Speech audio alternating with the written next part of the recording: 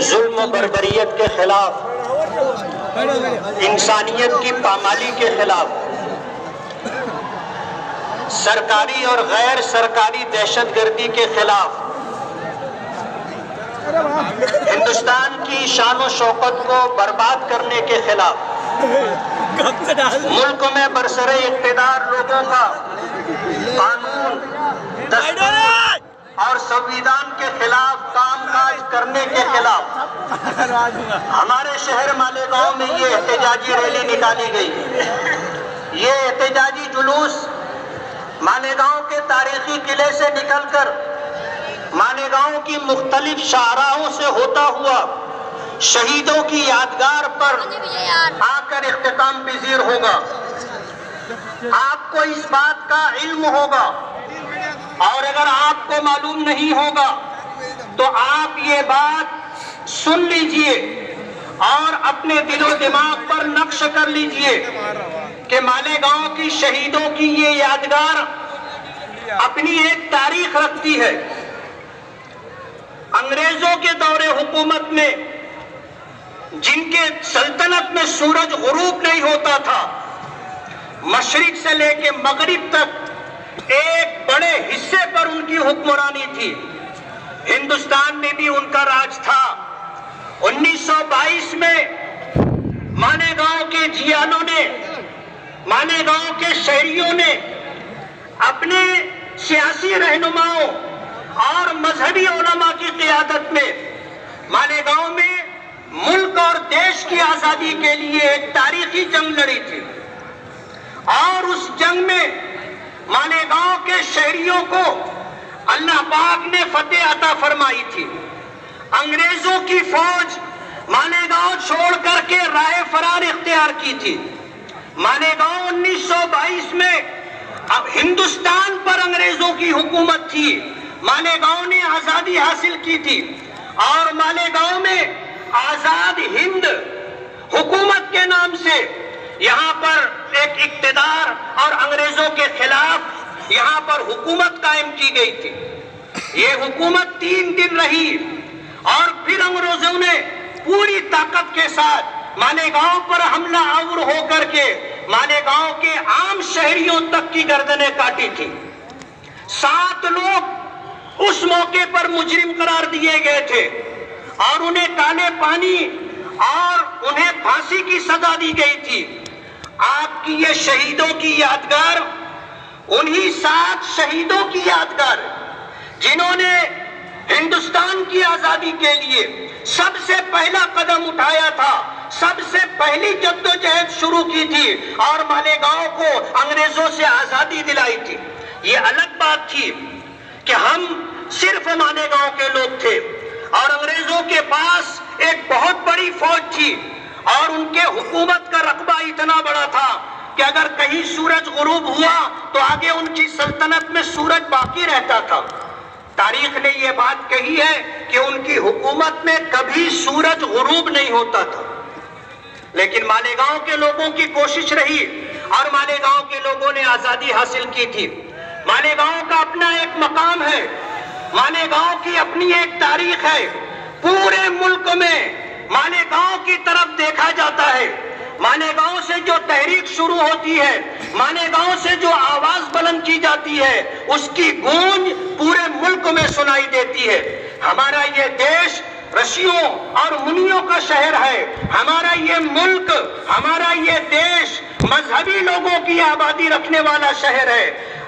بہت سارے سینکڑوں مذاہب کے ماننے والے لوگ یہاں پر آزادی کے ساتھ اپنے مذہب پر عمل کر سکتے ہیں۔ ہمارا یہ ملک ہندوستان پوری دنیا میں سب سے بڑی جمہوریت، سب سے بڑا سیکولرزم رکھنے والا مقام رکھتا ہے۔ مالیگاؤں، آپ کو یہ سمجھ لینا چاہیے کہ آج دستور کی بحالی کے لیے، دستور کو قائم رکھنے کے لیے اور دستور کی حکمرانی کے لیے جمعیت علماء کی آواز پر تمام مسالک فکر کے لوگ، تمام مکاتب فکر کے لوگ، تمام ملی سماجی تنظیموں کے لوگ، تمام سیاسی پارٹیوں سے تعلق رکھنے والے افراد آج اپنا کاروبار بند کر کے اس ریلی میں شریک ہیں، اور آپ کی یہ قربانی رائگاں نہیں جائے گی۔ آپ اس بات کو سمجھ لیجئے کہ آج اگر نشانے پر ہم ہیں تو دوسرے لوگوں کو خوش نہیں ہونا چاہیے۔ کسی شاعر نے کہا ہے، میں آج زد پہ ہوں تم خوشگمان مت رہنا، میں آج زد پہ ہوں تم خوشگمان مت رہنا، چراغ سب کے بجھیں گے، ہوا کسی کی نہیں۔ آج اگر سرکاری اور غیر سرکاری دہشت گردی کے جھنڈے اور بینر تلے ملک کی پہلی بڑی اکثریت اور ملک کی دوسری بڑی اکثریت اور ملک میں پہلی بڑی اقلیت مسلمانوں کو اگر نشانہ بنایا جا رہا ہے تو جن آدم خوروں کے منہ خون لگ جائے گا، جو قانون ہاتھ میں لینے کے لیے آگے بڑھیں گے اور سرکاری طور پر ان کی حوصلہ افزائی کی جائے گی، تو یہ لوگ کل آپ کا بھی گلا کاٹیں گے، کل آپ کی بھی جان لینے کے درپے ہوں گے۔ میں پولیس ڈپارٹمنٹ کو یہ بات کہنا چاہتا ہوں، لا اینڈ آرڈر کی ذمہ داری آپ کی ہے۔ اگر جہاں آپ کی ڈیوٹی ہے وہاں اگر کسی کے ساتھ، کسی بے قصور کے ساتھ، کسی معصوم کے ساتھ، کسی بے گناہ کے ساتھ اگر ظلم اور زیادتی ہوتی ہے تو قانون کو بحال رکھنے کی اور قانون کے تحت سزا دینے اور دلوانے کی ذمہ داری ڈپارٹمنٹ کی ہے، پولیس ڈپارٹمنٹ کی ہے۔ آج پورے ملک میں یہ محسوس کیا جا رہا ہے کہ پولیس ڈپارٹمنٹ اپنی ذمہ داری پوری نہیں کر رہا ہے۔ آپ کو یاد ہوگا راجستھان کے شہر الور میں پہلو خان کے اوپر گائے کی اسمگلنگ کا الزام لگا کر کے جب اس کو مارا گیا اور اتنا مارا گیا کہ وہ شہید ہو گیا تو ڈپارٹمنٹ نے مارنے والوں کے خلاف کوئی ایف آئی آر درج نہیں کی،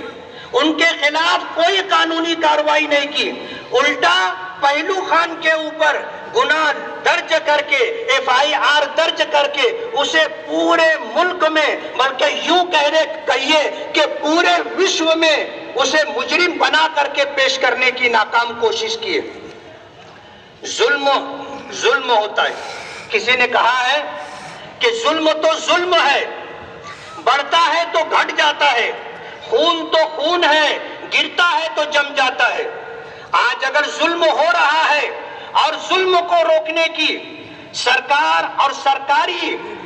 ملازمین اپنی ذمہ داری پوری نہیں کرتے ہیں تو پورا ملک ابتری کا شکار ہو جائے گا، اور ایک وقت آئے گا کہ پھر وہ لوگ جو بے گناہ نہتے لوگوں کو مارتے ہیں، کل آپ کے ہاتھ میں ہتھیار ہونے کے باوجود آپ کو مارا جائے گا، آپ کو شہید کیا جائے گا۔ آپ یو پی کے بجنور کے اس واقعے کو نہ بھولیں کہ ایک پولیس انسپکٹر کو وشو ہندو پریشد کے لوگوں نے مجمع میں لا کر کے مارا،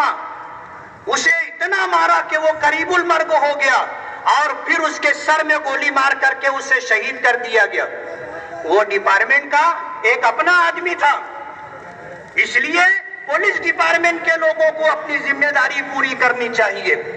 جب دیش آزاد ہوا، ڈاکٹر بابا صاحب امبیڈکر کی صدارت میں 200 سے زائد افراد پر مشتمل ایک کمیٹی بنائی گئی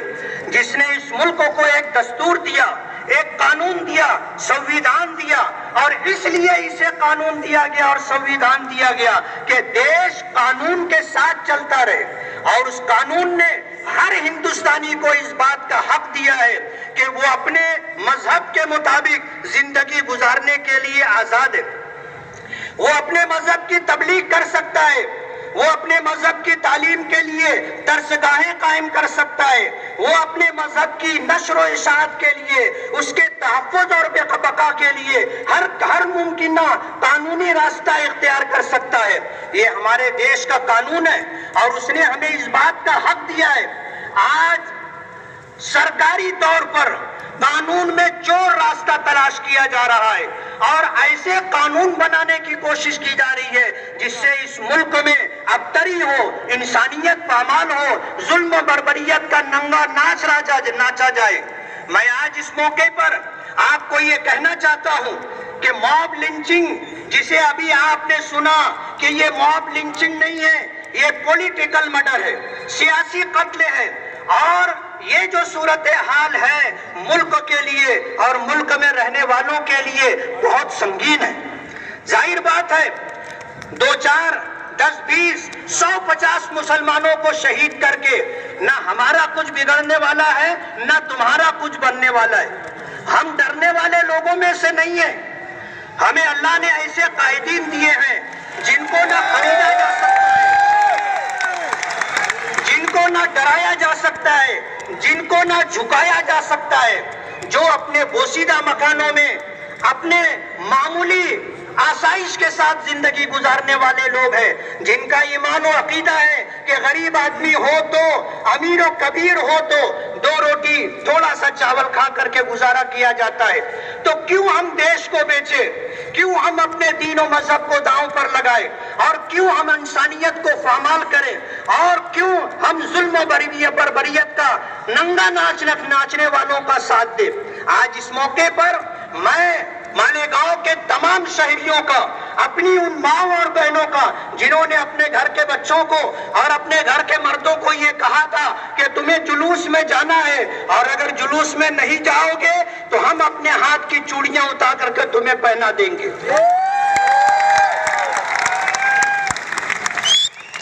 انتظامیہ اس بات کو نوٹ کر لے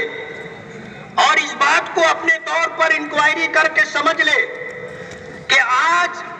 ایک جمعیت علماء کی معمولی آواز پر پورا شہر اپنے گھروں سے نکل کر کے، پورا شہر اپنا کاروبار بند کر کے دیش کی بقا کے لیے اور دیش کے قانون کی سنویدھان کی حفاظت کے لیے روڈ پر آیا ہے۔ ہم کوئی انتقام اور بدلے کی بات نہیں کرتے،